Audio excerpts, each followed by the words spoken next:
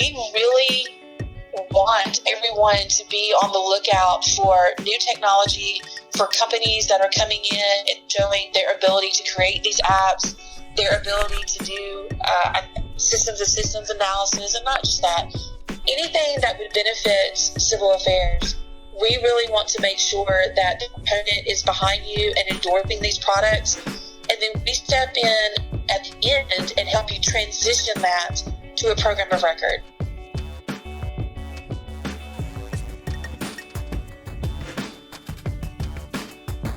Hi, and welcome to the 1CA podcast. My name is John McElligott, your host for today's episode, and we're joined today by Dr. Lynn Copeland.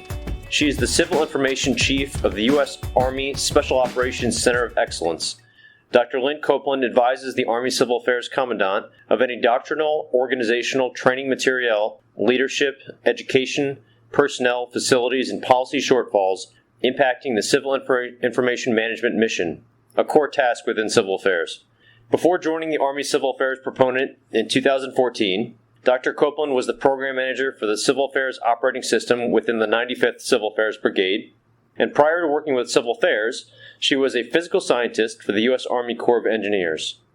Dr. Copeland has a B.S. in Meteorology from the University of South Alabama, an M.S. in Geography from the University of Alabama, and a Ph.D. in Climatology from LSU, Louisiana State University.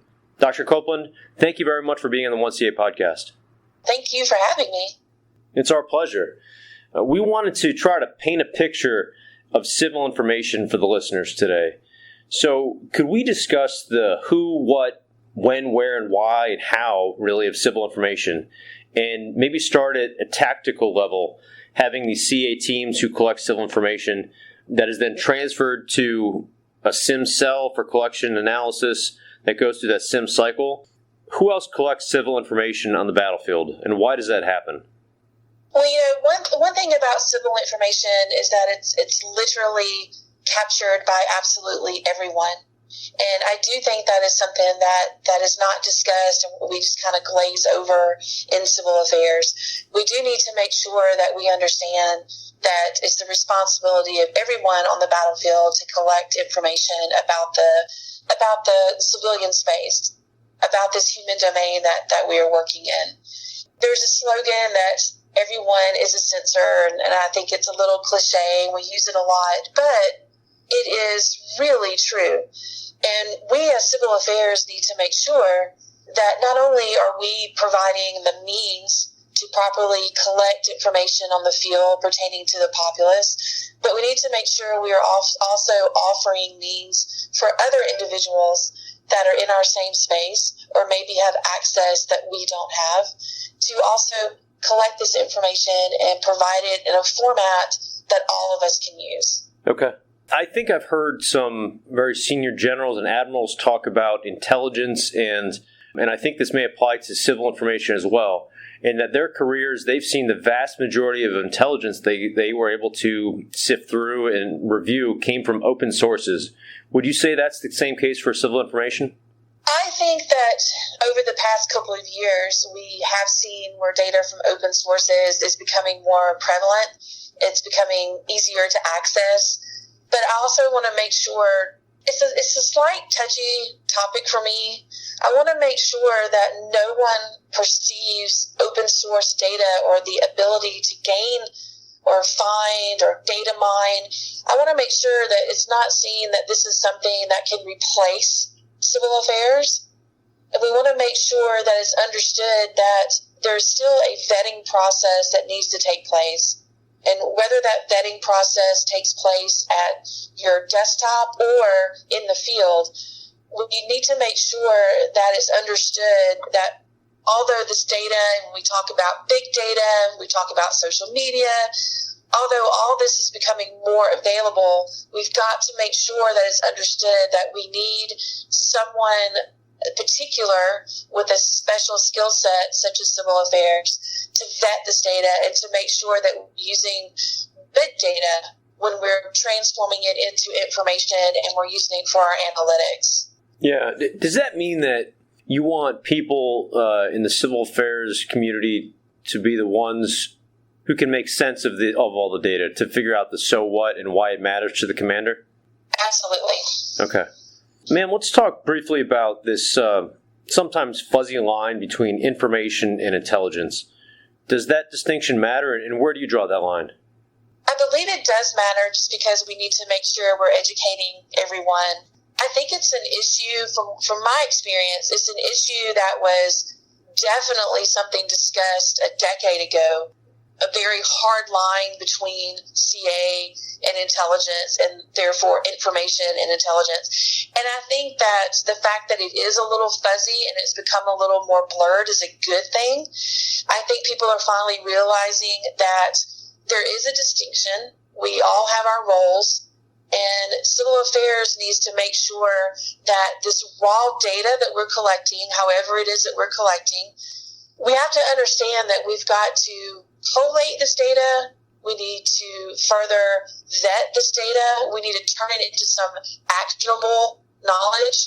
And from that point forward, we need to turn this data over to those that have the experience to analyze it, to turn it into intelligence. Now, there's a lot of debate right now, even in the proponent, who's doing this analysis. Where do we draw the line between civil affairs analysis and intelligence analysis, those in the Intel MOS? So I think that's really where the argument has moved to, is who is providing the analysis to produce an intelligence product, or in our case, who's really taking the information and making it or turning it into knowledge that we can hand over as a polished product. Okay. Let's talk about what types of information civil affairs forces collect and analyze. If you're going to, let's say, Oklahoma, and you're doing some training in Oklahoma, I would think that it would be valuable to have information on the economy and the connection to oil or the cattle industry. That you really have to know where you're stepping into, whether it's another state in the United States for training or you're going to another country. You have to look at that country study before you go there.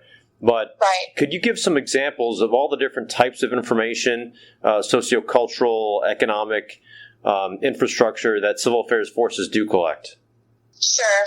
And I know that you know this, and a lot of our listeners will know this too. I think when someone asks, what is it that civil affairs collects, or what information is it that civil affairs needs? I think that we just quickly answer the question and we say, oh, well, that's ASCO. Doctrinally, that's what it says that we do. And that's fine, but that's such a broad way of looking at the information. And when you tell someone that you're collecting data on, the civil areas, the structures, the capability, organization, event, sounds like a lot, but you're providing the individual with an understanding of what it is they really need to understand before they deploy. So you said something that really resonates with me. I believe that how to say this nicely, I think one of the problems we have in civil affairs is that we have not properly provided a repository or an ability to have living documents in the form of area studies. And I know there's been so much debate over what do we call these things, right? Is it country study? Is it regional study? Is it area study? And for me, I'm just kind of like, all right, stop the madness. You have a mission, you know where you're going. In the case you just said, you're going to a specific city in Oklahoma. That should define what is in your area scope of your study, whether you need to look at something at a city level, a county level, a state level. But it's really the areas that we need to make sure that we're properly filling out, if you will. We have a nice template and we need to follow it. And CA, in my opinion, that's something that we're skipping out on. We're taking the easy button. We're going and we're pulling a CA fat book and we're calling it good. And that's not good. These area studies need to look at systems of systems, right? We don't just need to focus in on the oil industry per se, in the sense of what's being produced at this refinery. We need to look at how that interacts with all the other systems. How does that interact with your economy, with your transportation? If you were to lose power, what are the results? And how does that go out and impact the community? So it's really more of a systems approach, and we need to refine it, and we need to document it, and we need to provide said document in a manner that your replacement, the team that's coming in after you, can quickly pick up, see the information that you've gathered, understand the knowledge, see the products you've produced, and then add to it. Right. And you try to do as much as possible and as good a job as you can before you arrive in country or wherever you're going. And then once you hit the ground, you try to confirm, deny, update, constantly update, and refine the products. Because it'll change, and the points of contact will change, and the people of influence will change. Exactly, and I think my biggest thing is trying to manage information as a branch. Have stored all these documents and made it easy for those teams that are coming in after you. And that's one thing that is so simple, but it's been overlooked. And so I really hope that going forward, we're doing a lot better job with that. We've been talking with Dr. Lynn Copeland, Civil Information Chief, U.S. Army Special Operations Center of Excellence. When we come back, we'll talk more about the end users of civil information, commander and staff sections, and then focusing on how civil information is collected and analyzed, and the future of civil affairs CIM, including commercial CA solution Army. We'll be right back.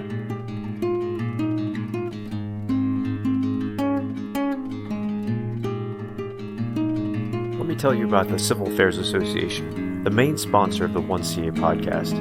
It was established in 1947. The Civil Affairs Association is a veterans organization serving professionals of the U.S. civil affairs community. Members have served or are currently serving in the armed forces or are the descendants of those who served. As a tax-exempt organization, the association operates within the guidelines of Internal Revenue Code Section 501c19. It is organized for educational, professional, fraternal, and social purposes. The association promotes esprit de corps and disseminates relevant information. The CA Association also serves as an advocate for civil affairs within DoD to ensure an adequate capability to perform any mission assigned or task to the CA community. Membership costs are low. E1 through E4 pay only $5 a year. E5 through E9 pay $20. Cadets and midshipmen pay $10, and officers and civilian pay $25 a year.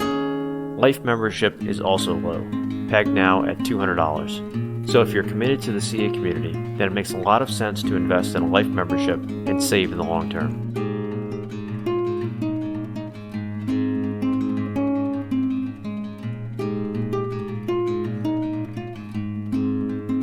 Welcome back to the 1CA podcast and our interview with Dr. Lynn Copeland.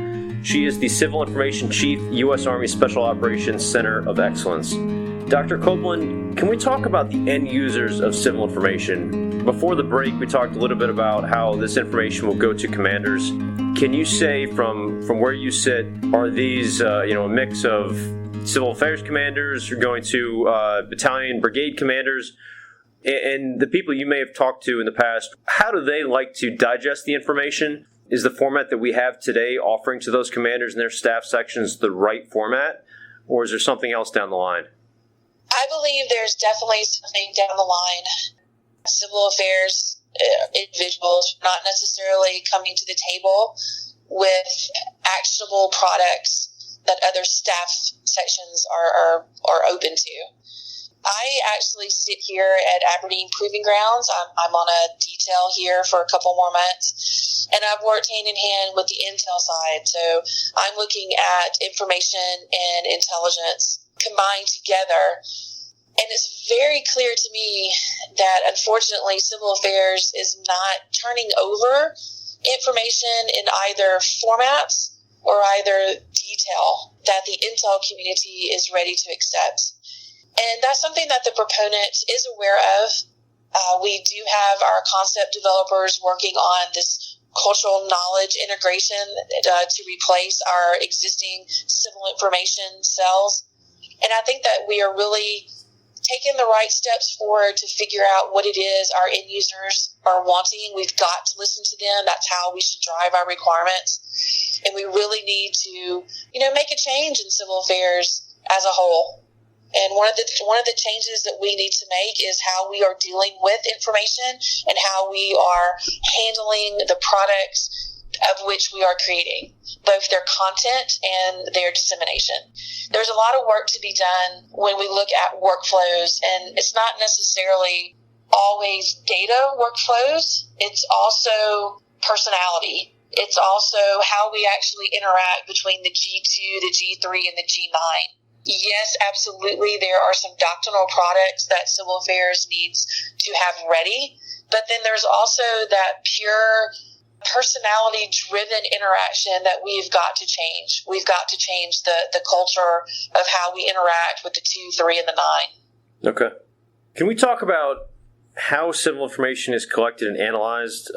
We know there's a CIM process. Could you tell everyone those steps in that process, and then talk about the tools that civil affairs forces use today to collect information and what may be coming down the pike?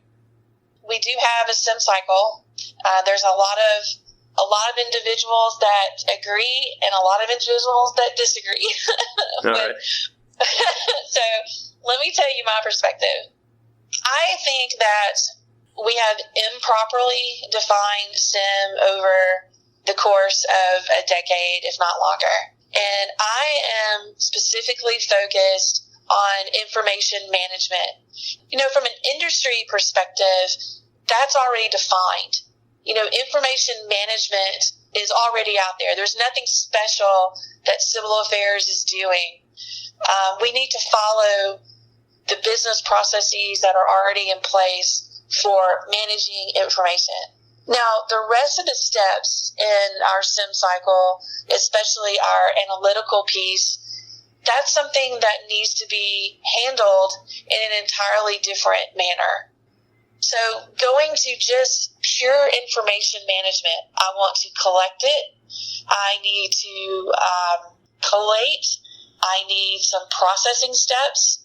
I need to be able to disseminate what this information is that I have. That's what I'm really focusing on.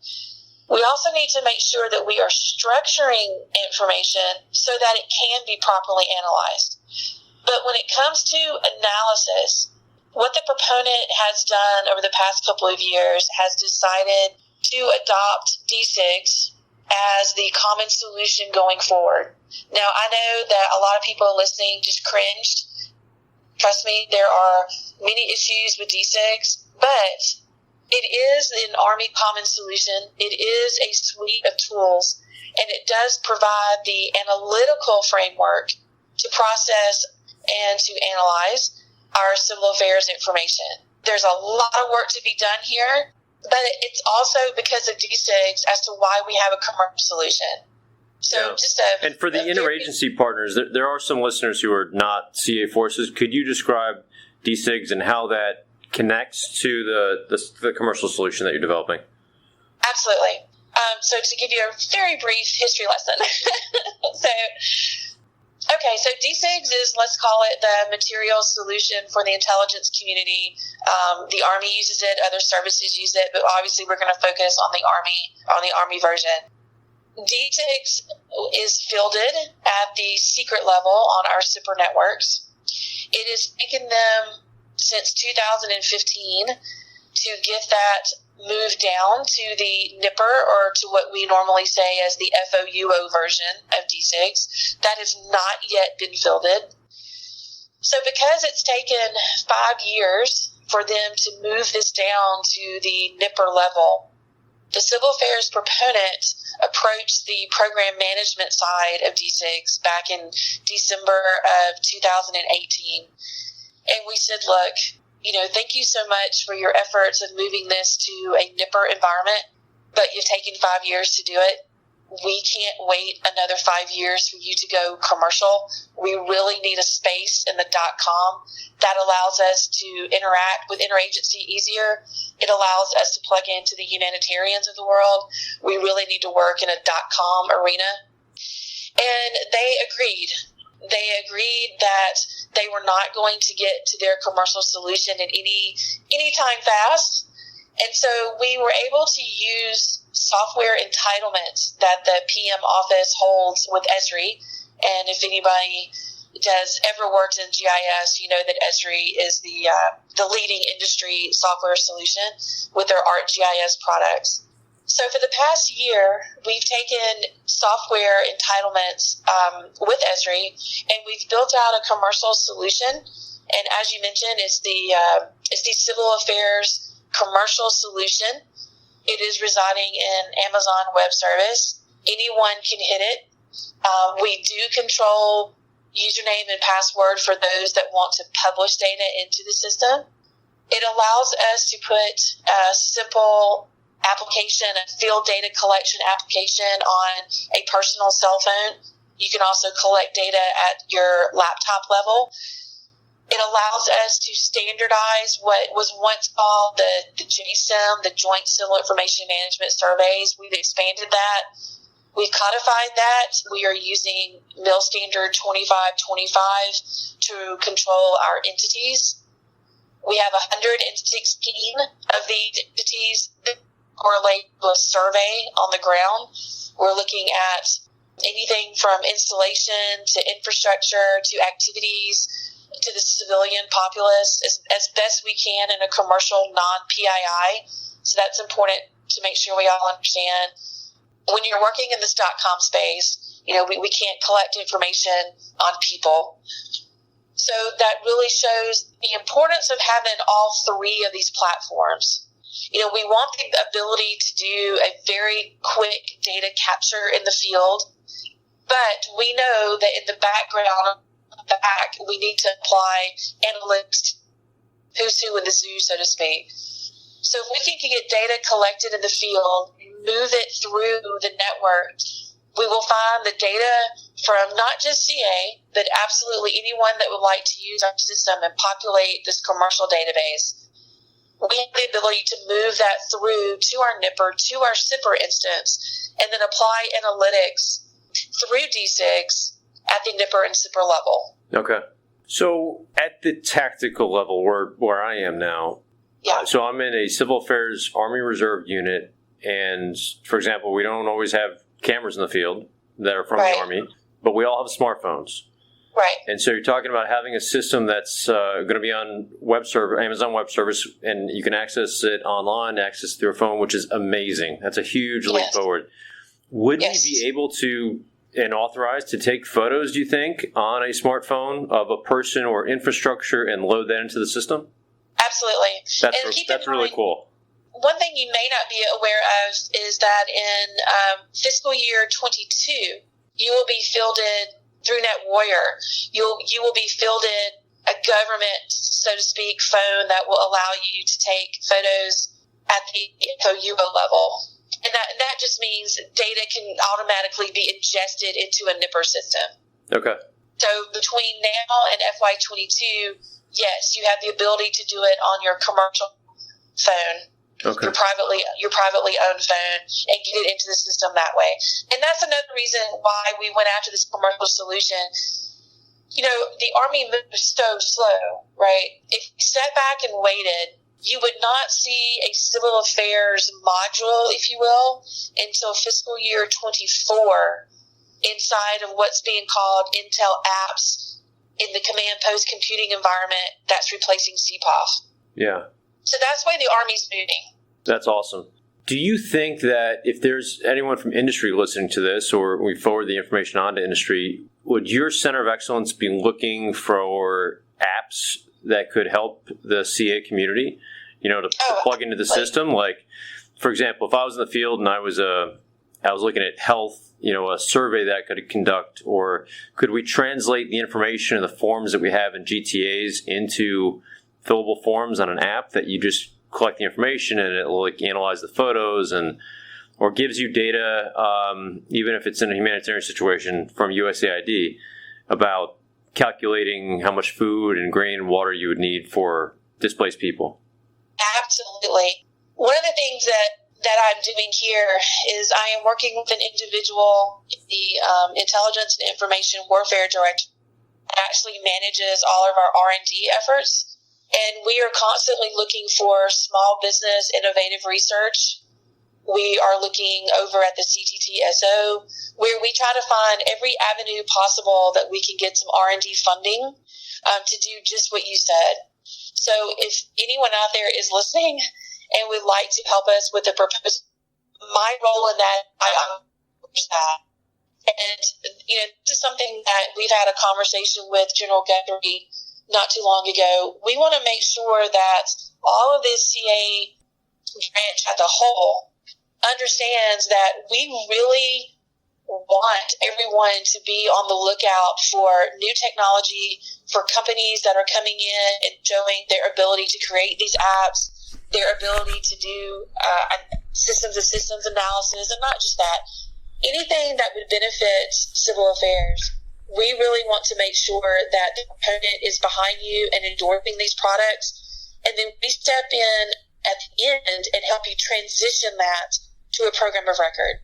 That's really cool. I just want to make sure it doesn't come across that the proponent is the only entity, that can endorse these R&D efforts. We just really want to make sure and you're happy with the R&D that's taken place, you're happy with an app that got developed, that we can assist you with transitioning that so it gets sustainment. Okay. And the whole branch has the ability to benefit from it. We will share in the show notes contact information for you so that anyone listening to this episode can share solutions. Would that be appropriate to send them directly to you? Oh, absolutely. Okay, great. So let me ask you the final question, closing here. The timeline, again, for some of the fielding of the updates and what your recommendations may be for CA forces today and how they should prepare for what's coming. Right. So we are in the process of working with Army Futures Command and the ASALT community and PM program management for DSIGs. We are trying to pull our commercial solution out of PM DSIGs and have it either assigned to a new program manager or an existing program manager that is not going through the troubles that DSIGs is going through. And it took DSIGs a very long time to give us a NIPR solution. And although we've built something, we really need the ability to properly resource it. I'm working with 2 individuals back at the proponent, and that's our team. We have a 3-person team. Obviously, we can't support the entire CA branch at the moment.